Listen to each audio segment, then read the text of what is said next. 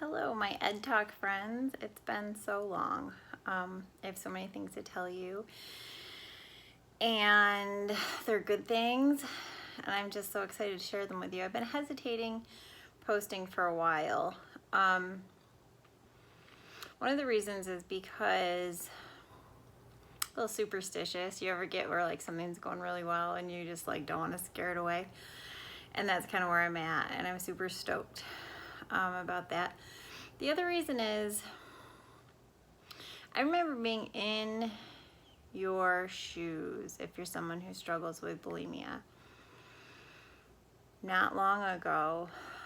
And because my videos are so few and far between, I don't ever want it to sound like this is some easy process. This is not an easy process. I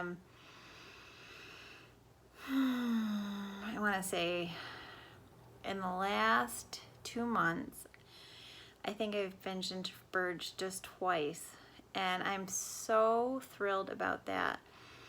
I want to say middle of July, I started adding self-control back into my freedom, not because I was trying to achieve a certain weight or a certain body or do the right thing or do what I'm supposed to do or do what's gonna make me skinny.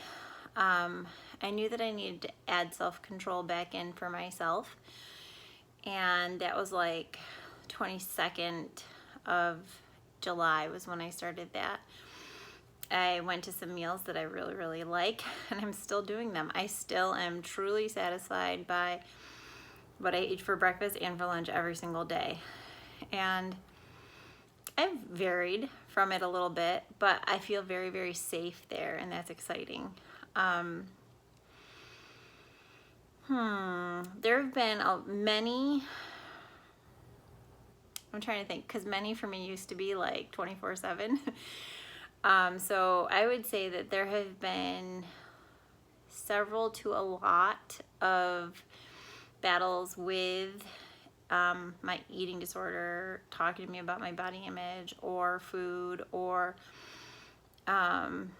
you know when your eating disorder tells you you're worthless and why bother trying, so you might as well eat the whole thing, and it doesn't matter if you throw it all up because nobody cares anyways, you're never gonna get out of the cycle. So I've had some of those thoughts, and I've battled that because Ed's a jerk and we hate him. I battled some body image stuff, namely when I right now I'm on vacation. We're in Myrtle Beach, and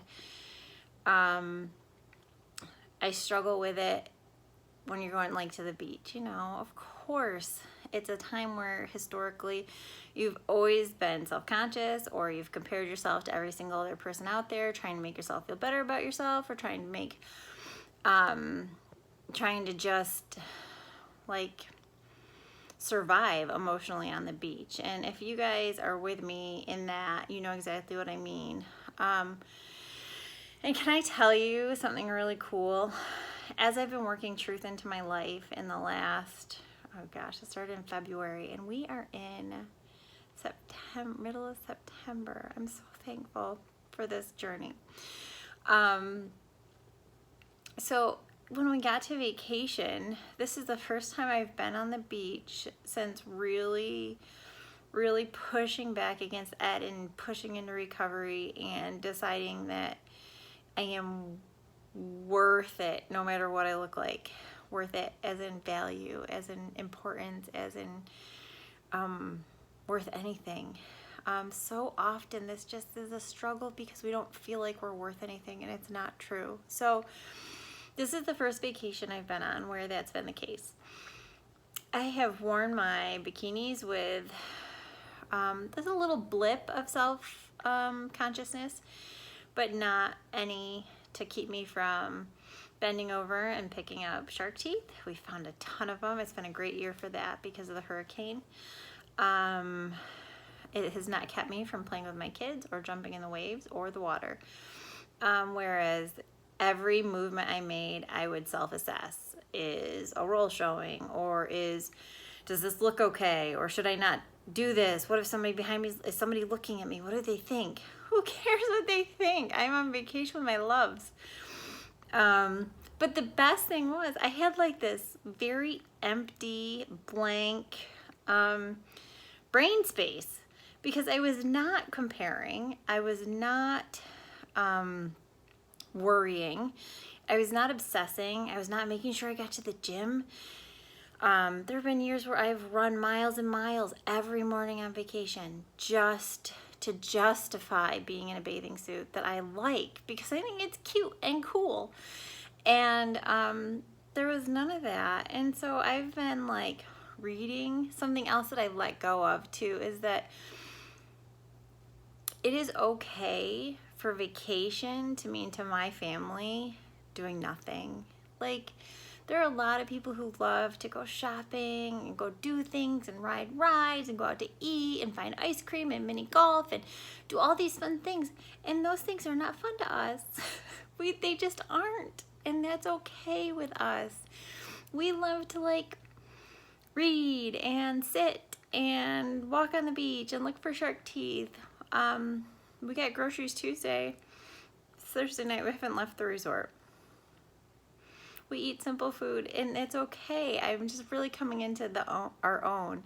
That's okay that we vacation like this. And sometimes, yes, we do go out, but it's certainly, I don't need to feel guilty because I don't vacation the way someone else does, and that's okay. I am not going to look back at my life and be like, oh, I wish I went to the boardwalk and road rides. I'm not, and that's okay. And if you're that person, then ride the rides. You should. This is just me. And it's just another piece of this whole body image, self-worth thing that you got to figure out about you. And things are going well. Today I ran on vacation because I was rested. And I walked yesterday. Excuse my itchy nose. I walked yesterday, and that was good. And I ran today, and it was enjoyable. I pushed myself for the first time in a long time, and I just realized with such joy that I am a runner. I like to run. It's part of who I am. And most of my motivation for it in the past, it has been to burn as many calories as possible. That wasn't my motivation. I want to be a little more fit, a little stronger.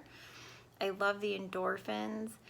I like to feel my body move. I like the energy it gives me throughout the whole day. And so while I'm on vacation, I ran for me and not because I had to prove anything to anybody. So my peeps out there, you ladies who struggle with eating disorders,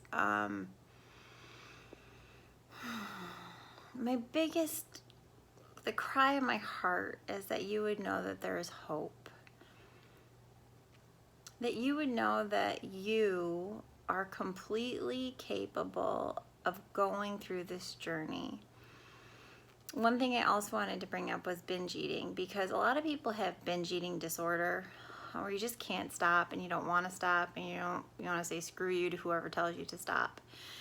And I had a lot of that coming out of